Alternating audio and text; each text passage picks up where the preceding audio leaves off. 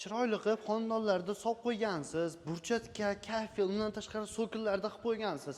Remontni ham eng so'nggi fasondagisini qilib, undan tashqari romlarni ham zo'rdan qo'yib, mana shunday nержавейкаlarni yaltiratib qo'ygansiz. Hovliga bo'ladigan bo'lsak, yashil zona qilib, archalarda qimmatdan, gullarda eng so'nggi qimmatlardan ekib qo'ygansiz. Yana hovlimga nimadir kam deysizlarmi? Albatta mana shunday naveslar kam bo'ladi. Bundan bitta qilib qo'yadigan bo'lsangiz, bolalaringiz ham quruqda o'ynaydi. Undan tashqari hovlingiz yomg'irda, yomg'ir bo'lmaydi, quyosh bo'ladigan bo'lsa isib ketmaydi.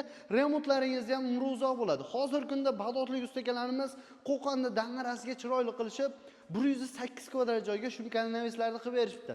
Narxiga keladigan bo'lsak, usta puli, material hamma narsasi ichida 1 kvadrati boshlanadi 300 ming so'mdan 550 ming so'mgacha bo'lar ekan. Albatta 550 mingligi eng so'nggi fasondagi lazerli leksali fasoni bo'ladi. Mana shunga keladigan bo'lsak, 1 kvadratini 300 ming so'mdan qilib berishgan ekan. Kimga mana shunday naves xizmatlar kerak bo'ladigan bo'lsa, ustakamiz telefon raqamlari ekran pastda bo'ladi. Bemalol aloqa chiqarsizlar, bizning kanaldan chiqishlar uchun skidkalar qilib berishadi.